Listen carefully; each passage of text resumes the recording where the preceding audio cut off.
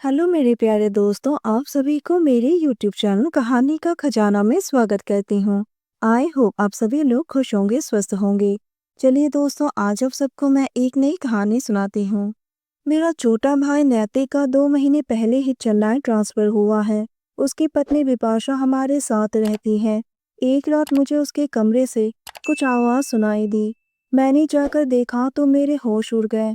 उसने भी मुझे देख लिया। मेरा नाम हिमांशु है। मैं 32 साल का हूँ और भोपाल में रहता हूँ। मैं एक जिम ट्रेनर हूँ और बहुत ही फिट और हैंडसम हूँ, जिसे देखकर औरतें इम्प्रेस हो जाती हैं।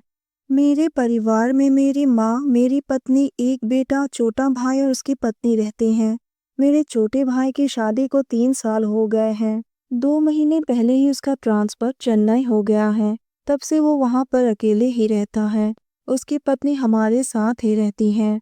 मेरे छोटे भाई की पत्नी बिपाशा बहुत ही सुंदर है।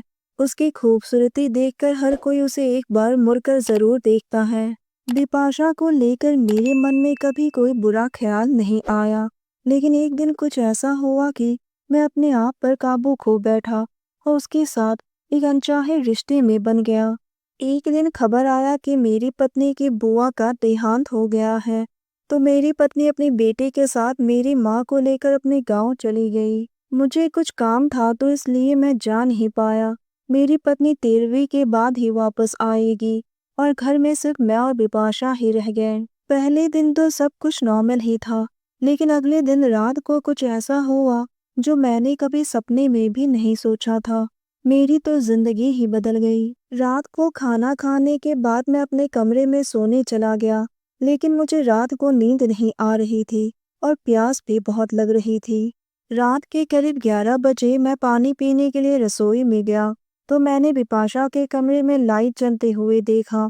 मुझे लगा कि शायद वो घर में अकेली है, इसलिए लाइट जलाकर सोई है।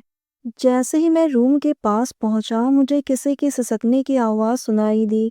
एक बार तो मैं सोच में पड़ गया कि इस रूम में कौन है, क्योंकि बिपाशा रूम में सो रही है। मैं धीरे से कमरे के दरवाजे के पास गया। दरवाज़ा बंद नहीं था। मैंने हल्के से खोलकर अंदर देखा तो मेरे होश उड़ गए, क्योंकि अंदर कोई और नहीं, बिपाशा थी। दोस्तों, चैनल पर नए आए हैं तो इस वीडियो को एक लाइक करें और चैनल को एक सब्सक्राइब करें, ताकि ऐसी ही कहानियाँ आप सभी को मिलती रहें। वो सिसक सिसक कर रो रही थी, जो मैंने शायद कभी सोचा भी नहीं था। अपने छोटे भाई की पत्नी को इस तरह से रोता हुआ देखकर मुझे बहुत ही बुरा लगा। न जाने कब मेरे हाथ से दरवाजा छू गया और वो पूरा खुल गया। दरवाजे के खुलने की वजह से बिपाशा ने मुझे देख लिया और एकदम से उसका रोना बंद हो गया। जैसे ही मैं अपने कमरे में वापस आने लगा, तभी उसने पीछे से आवाज दी, जे जे रुक जाइए। मैंने कहा, वो मैंने तुम्हारी रोने की आवाज सुनी थी, इसलिए आ गया।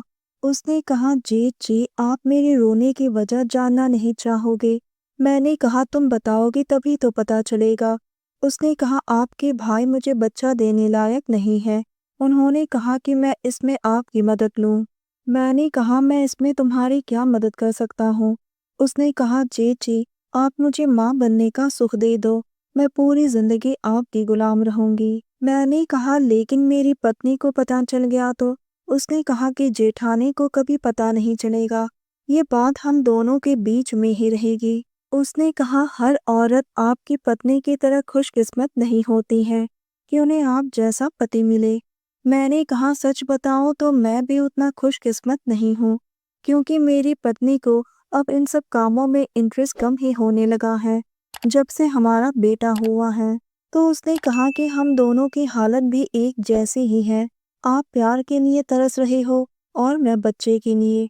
मैंने भी खुलकर कहा, तुम सही कह रही हो। मैंने कहा, अगर तुम चाहो तो हम अभी आगे बढ़ सकते हैं, इसमें हम दोनों ही खुश रहेंगे और घर की बात घर में ही रहेगी।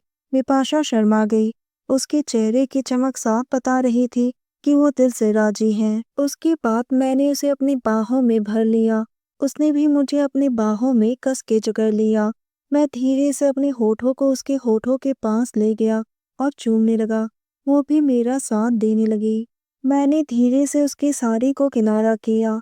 उसका गोरा जिस्म मेरे सामने था और मेरा फौलादी बदन उसके सामने।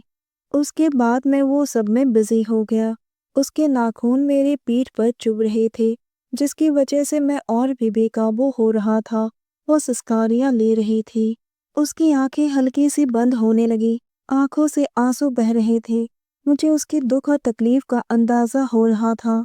करीब 1 घंटे बाद उसकी सिसकारियां कम होने लगी और उसके बाद हम एक दूसरे के गले मिलकर सो गए। दोस्तों, आप सबने अपना कीमती समय निकालकर इस वीडियो को सुना। इसके लिए आप सभी को धन्यवाद करती हूँ। धन्यवाद दोस्तों।